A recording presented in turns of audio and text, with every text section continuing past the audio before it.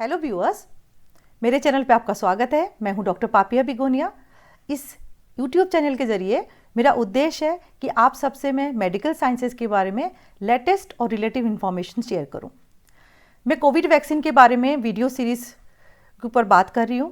इस second part में मैं वैक्सीन के बारे में कुछ और इंटरेस्टिंग फैक्ट आपसे शेयर करना चाहूँगी। वो क्वेश्चन का आंसर देना चाहूँगी। फर्स्ट क्वेश्चन ये है, क्या हमें दो कैटेगरी के वैक्सीन को मिक्स एंड मैच करना चाहिए? मीन्स फर्स्ट डोज अलग वैक्सीन का, अलग टेक्नोलॉजी का, अलग मैन्युफैक्चरर का, सेकेंड डोज डिफरेंट अगेन एक डिफरेंट टेक्नोलॉजी का और डिफरेंट मैन्युफैक्चरर का। क्या इस तरह से हमको वैक्सीन को मिक्स एंड मैच करना चाहिए? सेकेंड जो फैक्ट मैं आपको बताना चाहूँगी कि जिन्होंने 2 डोज ले लिया है और आफ्टर 6 मंथ क्या उनको अगेन बूस्टर डोज या थर्ड डोज या सब्सिक्वेंट डोजेस की ज़रूरत है कि नहीं है, क्योंकि इसके ऊपर दुनिया भर में डिबेट चल रहा है। बहुत सारी कंट्रीज़ अपने अपने देश की स्थिति के ऊपर डिपेंड करके अलग अलग तरह के डिसीजन ले चुके हैं इस विषय में। तो इसी में हम बात करेंगे कि ये दोनों जो सवाल है, वैक्सीन की mix and match and second vaccine की थर्ड फोर्थ एडिशनल डोजेस की ज़रूरत है कि नहीं है। सो व्यूअर्स, ये सारे फैक्ट्स जानने के लिए आप वीडियो को एंड तक देखिए और चैनल को सब्सक्राइब ज़रूर कीजिए, शेयर करिए एंड लाइक करिए। क्या वैक्सीन को मिक्स एंड मैच करना चाहिए? वैक्सीन अगेंस्ट वायरल डिसीज़ या बैक्टीरियल डिसीज़, जब हम किसी एक वैक्सीन का एक सीरीज़ में 2 या 3 डोजेज लेते हैं तो उसमें हम फर्स्ट डोज को बोलते हैं prime dose and second dose को बोलते हैं बूस्ट डोज। जब हम एक ही कंपनी का, एक ही मैन्युफैक्चरर का एक सेम टेक्नोलॉजी की वैक्सीन प्राइम और बूस्ट में लेते हैं तो बोलते हैं उसको होमोलोगस वैक्सीनेशन। प्राइम डोज अलग कैटेगरी का ले, बूस्ट डोज अलग कैटेगरी का ले तो उसको हम बोलते हैं हेटेरोजेनस प्राइम बूस्ट कॉम्बिनेशन। तो कोविड वैक्सीन के बारे में पूरी दुनिया में ये चर्चा है कि अगर हम प्राइम और बूस्ट 2 अलग अलग टेक्नोलॉजी का वैक्सीन लेंगे, मीन्स एक mRNA वैक्सीन लेते हैं और एक वायरल वेक्टर प्रोटीन का लेते हैं, तो दोनों के कॉम्बिनेशन से बेटर इम्यूनोजेनिक रेस्पॉन्स मिलेगा। तो क्या साइंस इसको सपोर्ट करता है? एक्चुअल फैक्ट क्या है? तो ये जो बात है कि mix and matching of Covid vaccination, ये नई बात नहीं है। जैसे बहुत सारे वायरल डिसीज़ और है, डिप्थेरिया, टिटनस, हुपिंग कफ, उनके अगेंस्ट में भी हेटेरोजेनस प्राइम बूस्ट कॉम्बिनेशन की ट्रायल पहले हो चुका है। तो ये नई चीज़ नहीं है और ये एक तरह से ओल्ड एंड ट्राइड वे है वैक्सीनेशन का। अब अगर कोविड के बारे में बात करें तो जो स्टडीज़ हुआ है वो स्टडीज़ क्या बताती है?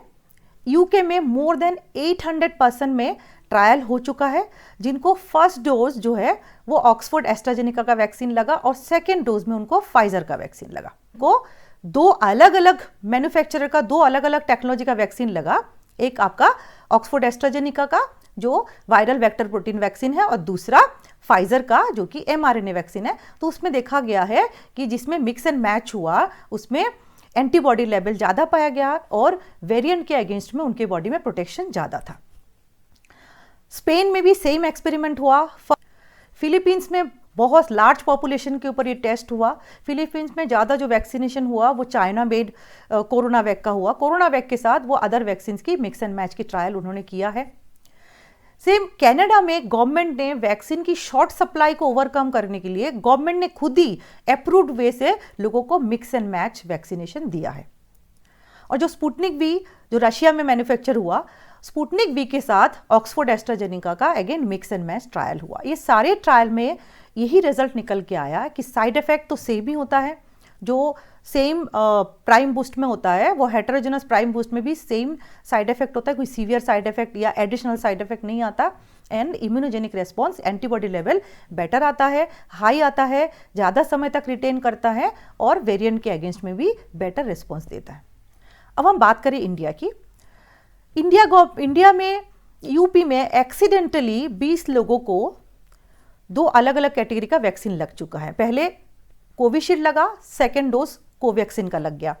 और जब ऐसा हुआ तो आईसीएमआर ने उन लोगों को आइडेंटिफाई करके 20 में से 18 लोगों पे फिर उन्होंने पूरा स्टडी किया कि उनमें साइड इफेक्ट क्या आया, उनका एंटीबॉडी लेवल क्या आया। उसको देखने के बाद उन्होंने देखा जो 18 लोगों पे उन्होंने स्टडी किया उनको साइड इफेक्ट कोई भी अलग से एडिशनल नहीं आया और उनका जो प्रोटेक्शन है वो भी बेटर था। इस डेटा को देखते हुए ICMR अब 300 लोगों के ऊपर मिक्स एंड मैच ट्रायल के लिए अप्रूवल मिल गया in the second week of August, जिसको drug controller general of India ने अप्रूव कर दिया है और ICMR ये स्टडी कर रही है और जस्ट अभी स्टार्ट हुआ है, सितंबर अक्टूबर तक ये स्टडी चलती रहेगी। तो एक तरह से गवर्नमेंट ने यहाँ पे मिक्स एंड मैच को हरी झंडी दिखा दी। लेकिन ये सारी चीज़ें जो है ये ओनली टेस्टिंग एंड ट्रायलिंग लेवल पे हैं, अप्रूव्ड लेवल पे नहीं है, क्योंकि जब मिलियन बिलियन लोगों के ऊपर बात कर रहे हैं और हम यहाँ पे ट्रायल कर रहे हैं लेस देन 1000 पीपल में, तो आप इतना डाटा को एक्स्ट्रापोलेट नहीं कर सकते कि ये जो सेफ्टी है, ये एफिकेसी है, वो लार्ज पॉपुलेशन में भी सेम होगा। तो एक्चुअली में प्रैक्टिकली इम्प्लीमेंट करना अभी थोड़ी सी टाइम लगेगा और जब गवर्नमेंट अप्रूव करेगी तभी ये पॉसिबल होगा। कोई भी व्यक्ति अपने मन से अगर मिक्स एंड मैच करते हैं तो उसका रिस्क भी उसका होगा और टोटली एथिकल भी नहीं होगा, अप्रूव्ड वे भी नहीं होगा। तो हमको थोड़ा और इंतजार करना पड़ेगा मिक्स एंड मैच के अप्रूवल के लिए।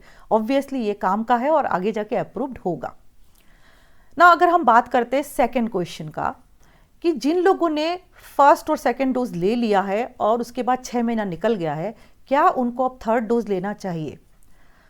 तो इसके लिए सबसे पहले हमें देखना चाहिए कि ऐसा कंट्री जिन्होंने अपने मोर देन 60% पॉपुलेशन को वैक्सीनेट कर दिया with first and second both doses और जिन्होंने काफ़ी एश्योरेंस जिनके अंदर आ गया था कि पॉपुलेशन हार्ड इम्यूनिटी आ गया है, अब तीसरा चौथा लहर नहीं आएगा, तो वो कंट्री है इजराइल, जो वर्ल्ड में मैक्सिमम नंबर ऑफ पॉपुलेशन को उन्होंने वैक्सीनेट किया है। मोर देन 60% पीपल को फर्स्ट और सेकेंड डोज लग चुका है और अभी रिसेंटली इजराइल जो है वो 4th वेव का सामना कर रही है। तो ये क्या बता रहे हैं कि इतने ज़्यादा लोगों को जो हार्ड इम्यूनिटी के लिए 60 to 70% लोगों में वैक्सीनेशन हो जाना चाहिए, एक साइंटिफिक ट्रूथ है, उतना हो गया है, उसके बाद भी 4th लहर आ गया है, लोग इन्फेक्ट हो रहे हैं। तो इसका मतलब क्या है कि शायद वैक्सीन का इफेक्ट धीरे धीरे कम होने लगा है। तो इजराइल गवर्नमेंट ने एक ऑफिशियल नोटिफिकेशन जारी किया है और उसमें उन्होंने वो डेटा शेयर किया है जिनको दिसंबर 2020 से लेके जुलाई 2021 तक वैक्सीनेट किया गया, उस पीरियड के दौरान उनमें इन्फेक्शन रेट क्या रहा। तो उन्होंने देखा कि जिनको जनवरी फरवरी में वैक्सीनेट किया गया उनकी प्रोटेक्शन लेवल 90% से 50% के आसपास आ गया और जिनको उसके बाद अप्रैल मई में वैक्सीन लगा उनका प्रोटेक्शन लेवल अभी भी मेंटेन है। तो इसका मतलब यह है कि nearly after 6 month antibody level कम हो गया। जिनको जनवरी फरवरी में लगा वो जून जुलाई तक आते आते उनकी प्रोटेक्शन लेवल कम हो गया, वो री इन्फेक्ट हो रहे हैं। तो ये जो रियल टाइम डेटा है, हम बोल सकते हैं कि ये स्टडी नहीं है, एक्चुअल पॉपुलेशन आपको बता रहा है कि हाँ एडिशनल बूस्टर डोज की ज़रूरत तो है। अब इसी के अंदर आप देखिए WHO ने रिसेंटली इन अगस्त फर्स्ट वीक एक मोरेटोरियम जारी किया और उसमें उन्होंने बोला है कि हाँ ये तो एक इम्पेंडिंग ट्रूथ है, दिख रहा है कि थर्ड डोज या बूस्टर डोज की ज़रूरत है, लेकिन ये भी देखना चाहिए कि कितने परसेंटेज ऑफ पॉपुलेशन अभी भी अनवैक्सीनेटेड है all over the world, mostly in the third world countries, in the poor countries, under developed countries. तो एक तरह से जिनको ऑलरेडी प्रोटेक्शन मिल गया उनको थर्ड डोज देना, उनको डिप्राइव करके जिनको पहला डोज भी नहीं मिला, तो थोड़ा ये ह्यूमैनिटेरियन नहीं है, ये एक्चुअली में जायज़ नहीं है। तो WHO का ये कहना है कि एटलीस्ट बूस्टर डोज थर्ड या फोर्थ डोज लगाने के लिए सितंबर तक रुका जाए और तब तक ये कोशिश किया जाए मैक्सिमम से मैक्सिमम लोगों को, even in the poorest part of the world, कि लोगों को एटलीस्ट फर्स्ट डोज मिल जाए ताकि सबको इक्वली प्रोटेक्शन का हक है। मेडिकल जो भी फैसिलिटी है उसमें सबका बराबर हक है। तो WHO इसको अप्रूव तो कर रही है, लेकिन ह्यूमैनिटेरियन ग्राउंड में रिक्वेस्ट कर रही है कि थोड़ा रुक जाइए ताकि बहुत सारे पॉपुलेशन, अंडर डेवलप्ड पॉपुलेशन जिनको अभी तक वैक्सीन नहीं मिला, उनको वैक्सीन मिल जाए। तो ये स्टडीज ये बताती है कि थर्ड डोज लेने के बाद क्या होता है। बहुत सारी कंपनीज जैसे फाइजर, ऑक्सफोर्ड, एस्ट्राजेनिका, मॉडर्ना, सब ने अपनी थर्ड डोज की ट्रायल स्टार्ट कर दी और थर्ड डोज देने के बाद क्या इफेक्ट आता है उसको देखने के लिए जब स्टडी किया गया तब पता चला कि जब थर्ड डोज लेता है कोई व्यक्ति, बूस्टर डोज ले लेता है, तो हम बोल सकते हैं first is prime, second is boost and third is further booster dose. तो उसमें देखा गया है कि न्यूट्रलाइजिंग एंटीबॉडी लेवल और टी लिम्फोसाइट की लेवल पेशेंट की, पर्सन की बॉडी में बढ़ जाता है। ये न्यूट्रलाइजिंग एंटीबॉडी क्या है? हम जानते हैं कोविड एक वायरस की वजह से होता है, SARS-CoV-2 की वजह से होता है, और उसको प्रोटेक्शन के लिए जब हम वैक्सीन लेते हैं हमारी बॉडी में एंटीबॉडीज बनती है। एंटीबॉडीज की 2 कैटेगरीज होता है, neutralising antibody and non neutralising antibody. और काम की एंटीबॉडीज कौन सी है? Neutralising antibody. मींस तो न्यूट्रलाइजिंग एंटीबॉडी में ज्यादा होगा तो आपका एक्चुअल प्रोटेक्शन आपको मिलेगा। तो बूस्टर डोज देने के बाद देखा गया कि न्यूट्रलाइजिंग एंटीबॉडी लेवल काफी बढ़ जाता है, टी लिम्फोसाइट भी बेटर एक्ट करता है। कंट्रीज की अगर स्थिति देखिए कि कौन सी कंट्री बूस्टर को अप्रूव कर रही है, यूएस ने already in the August first week booster dose को अप्रूव कर दिया, इमरजेंसी अप्रूवल दे दिया है, but only for the person who are immuno compromised और having a higher risk of getting Covid, तो उनके लिए अप्रूव किया है। बट जो हेल्थ वर्कर्स है, जैसे इंडिया में भी जो हेल्थ वर्कर है जिनको जनवरी में फर्स्ट डोज लगा था और मार्च में सेकेंड डोज लगा था, उनकी नियरली 6 मंथ की पीरियड खत्म होने को है और इंडिया कभी भी अक्टूबर नवंबर में थर्ड वेव आ सकता है। तो जो हेल्थ वर्कर्स है, डॉक्टर्स हैं, नर्सेज हैं, ये सारे हॉस्पिटल वर्कर्स हैं, वो एक्चुअली में डिमांड कर रहे हैं कि हमको थर्ड डोज लगाया जाए, ताकि अगर थर्ड वेव आता है तो हम एक्चुअली काम कर पाए ग्राउंड लेवल पे।